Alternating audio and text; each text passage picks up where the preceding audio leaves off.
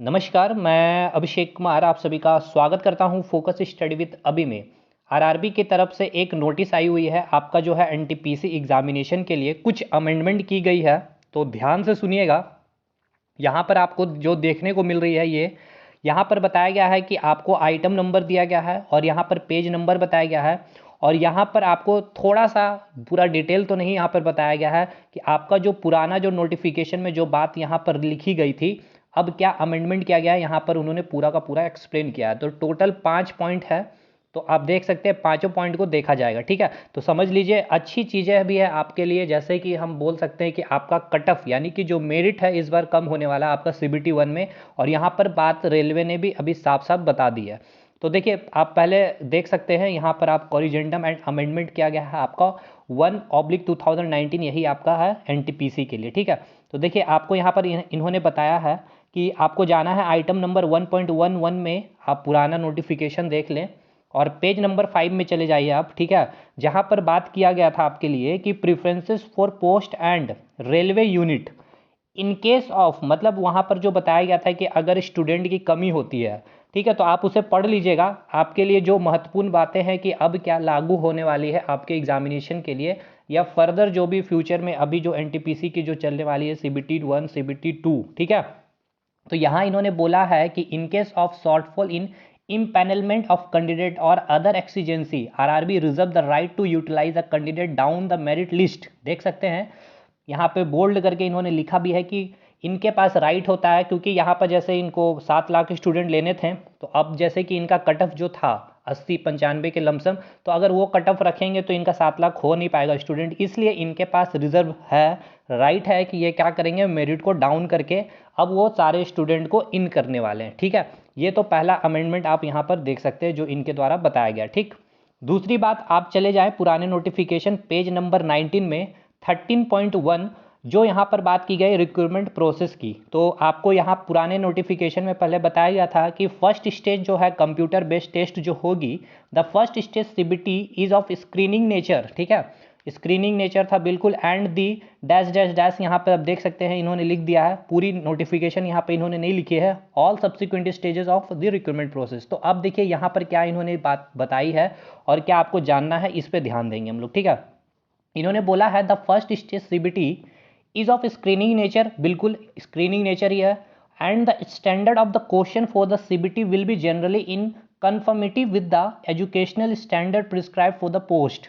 The normalized score of first stage CBT shall be used for shortlisting of candidate for second stage CBT as per their merit। मतलब देखिए आपका जो CBT 1 में अभी जो marks आया हुआ है ना आफ्टर नॉर्मलाइजेशन, वो मार्क्स को अब देखिए, अभी तो आपका मेरिट कम होगा सीबीटी 1 का, क्योंकि 7 लाख स्टूडेंट लेने हैं। और अब वो मेरिट जो कम होने के बाद, ठीक है, जो भी कट ऑफ बनता है अब, और आपका जो है अभी मेरिट यानी कि आफ्टर नॉर्मलाइजेशन जो मार्क्स है, अगर उसमें अगर मैच कर जाएगा, मतलब आप उसके अंदर रहेंगे, तो आपका सीबीटी 1 क्वालिफाई होगा। मतलब सिंपल सा बात इनका यही कहने का मतलब है कि सीबीटी 1 स्क्रीनिंग नेचर है। तो भाई हम लोग भी यही बोल रहे थे, स्क्रीनिंग नेचर है, कॉमन कट ऑफ दे दीजिए, इतना नाटक करने की जरूरत नहीं थी जैसे 2015 में हुआ था।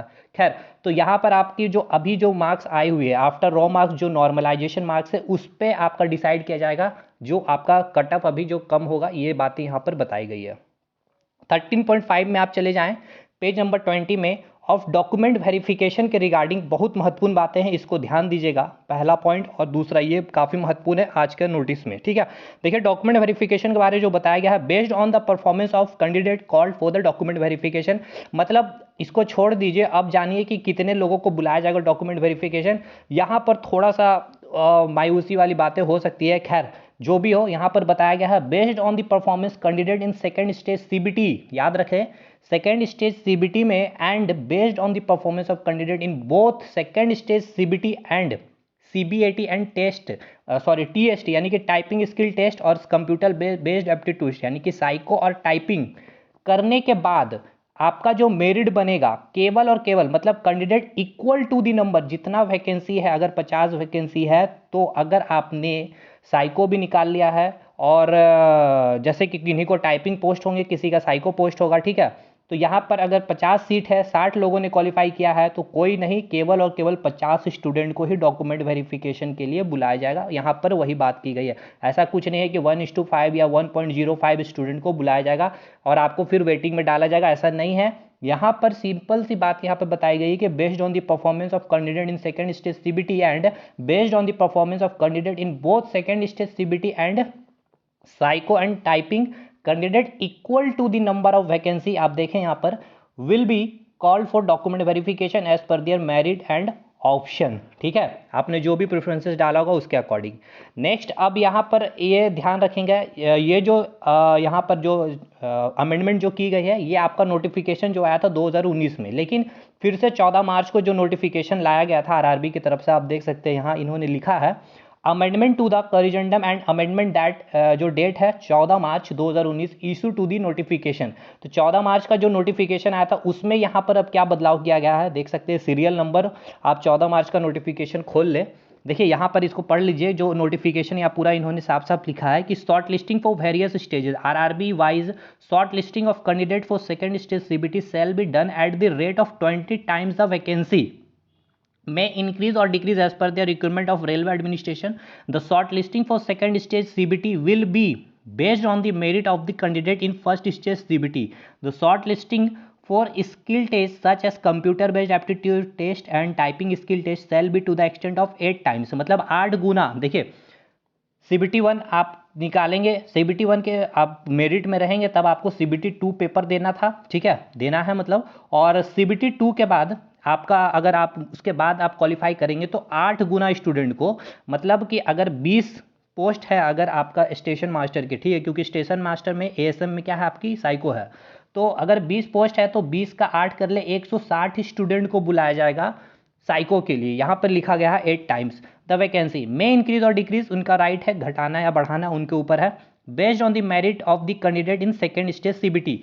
सेकंड स्टेज में आपका देखा जाएगा मेरिट, ठीक है, मेरिट बेस्ड, उसके बाद आपको बुलाया जाएगा साइको के लिए या फिर टाइपिंग के लिए, और कितना स्टूडेंट को बुलाया जाएगा, तो एक सीट पे 8 स्टूडेंट को बुलाया जाएगा, ये यहाँ बताया गया है। दूसरी बात, when a candidate is qualified in first stage CBT and short listed as, देखिए ये ध्यान रखिएगा ये बात, when a candidate is qualified in first stage CBT, first stage आपने क्वालिफाई कर लिया, एंड शॉर्ट लिस्टेज अगर आपने कोई रिजर्वेशन ओबीसी में, SC ST EWS PWD, he she will continue to the consider as OBC, उसी आप कैटेगरी में कंसिडर करे जाएंगे। ऑल द सब्सिक्वेंट स्टेजेस, जो भी स्टेजेस होंगे आप उसी कैटेगरी में आप रहेंगे। अब देखिए यहाँ पर इन्होंने क्या बताया है, टू बी रीड एज जो अमेंडमेंट हुआ है, क्या बताया गया है कि short listing for various stage RRB wise short listing for candidate for second stage CBT shall be done at the rate of 20 times the vacancy में increase decrease as per the requirement, ये ठीक है। The short listing for second stage CBT will be based on the merit of the candidate in first stage CBT. The short listing for skill test such as computer based aptitude test shall be to the extent of 8 times, ठीक है, तो वही चीज़ है यहाँ भी 8 times the vacancy में increase और decrease based on the merit of the candidate in second stage CBT. तो खैर ये चीज़ आपको पता होना चाहिए कि जो सेकंड स्टेज में जो जाएंगे साइको वगैरह जो भी देंगे वो 8 times जाएंगे।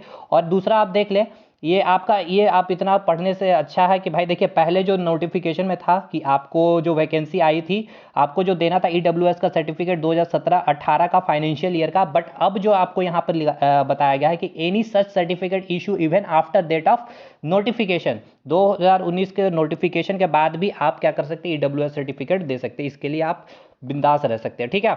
और अगर आप ओबीसी एससी एसटी अगर कैटेगरी में क्वालिफाई नहीं कर रहे होते तो आपको जनरल में बिल्कुल फाइट करने दिया जाएगा, ये चीज़ यहाँ बताई गई। तो खैर ये बातें पूरी थी, आई होप आपको सारी चीज़ें समझ में आ गई होगी, और अच्छी बात है आपका मेरिट डाउन होगा भाई, और आपका जो रॉ मार्क्स आ रहा था, रॉ मार्क्स के बाद आपका जो नॉर्मलाइजेशन मार्क्स बन रहा था, कई लोग कंफ्यूज थे तो क्या आपके नंबर भी घटेंगे बढ़ेंगे, तो बिल्कुल कुछ ऐसा होने वाला नहीं। चलिए मिलेंगे अगले वीडियो में, तब तक के लिए धन्यवाद।